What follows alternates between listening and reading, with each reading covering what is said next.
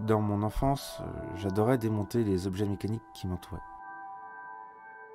J'espérais découvrir quelque chose à l'intérieur de l'objet, un secret mécanique qui, une fois révélé, ferait de moi un magicien.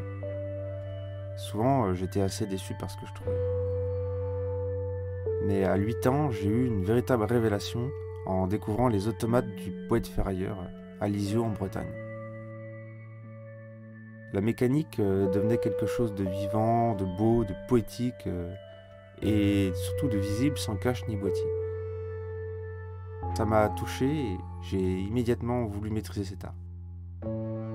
Le problème quand on a 8 ans, c'est qu'on n'a pas d'atelier, pas d'outils, pas de savoir-faire pour réaliser des automates. Heureusement, plus tard, j'ai découvert le métier d'horloger. En apprenant l'horlogerie, j'ai trouvé que c'était un univers formidable, avec un passé glorieux, mais un monde aussi très codifié, un peu fermé, lié à la précision, à la mesure, aux indications, bref, quelque chose de très sérieux en fait. Et je trouve que la beauté des mécanismes horlogers, qui est très subtile, n'a pas toujours été assumée, et c'est dommage, souvent caché derrière des cadrans et des boîtiers. Le but premier de l'horlogerie, c'était d'être utile et pas forcément d'émouvoir. Aujourd'hui, on peut faire de l'art avec tous les matériaux et tous les supports. Et je me suis posé la question, peut-on faire de l'art avec de l'horlogerie finalement? Et personnellement, je pense que oui. Dans mon travail, j'utilise des mécaniques horlogères pour ensuite les fusionner avec des insectes, des animaux, des machines, enfin bref, d'autres univers. Ça crée une véritable métamorphose en fait de la mécanique horlogère. Avec le guépard, j'ai voulu explorer la fusion entre l'animal et l'horlogerie, mais aussi la course contre le temps.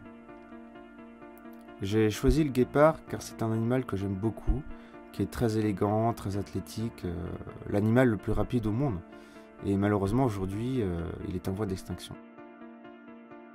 Pour le mécanisme, j'ai choisi un mécanisme de sonnerie au passant, qui est un mécanisme complexe, très intéressant visuellement et aussi acoustiquement. Et surtout dans une sonnerie, le temps se rappelle à nous. On peut choisir de ne pas regarder un cadran, mais on entendra toujours les coups sonner. Cette fusion entre le guépard et la mécanique, je l'ai voulu sans concession. J'ai dessiné toutes les pièces du mécanisme pour qu'elles aient à la fois un rôle technique et un rôle esthétique dans la silhouette du guépard.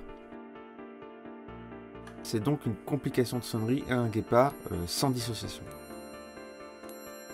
Quand le mécanisme fonctionne, l'intégralité du guépard bouge et ça offre un spectacle à la fois mécanique et animal.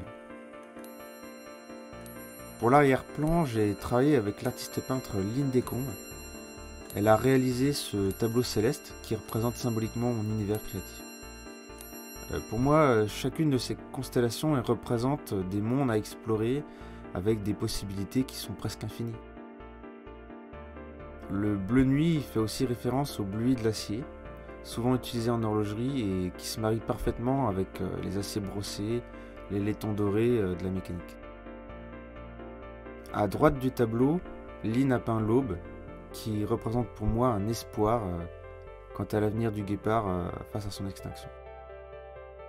Finalement, ce guépard, il représente pour moi une course contre le temps, contre les limites et contre sa propre disparition en fait. Et le seul moyen de gagner cette course, je pense que c'est d'utiliser ce temps pour accomplir ses rêves.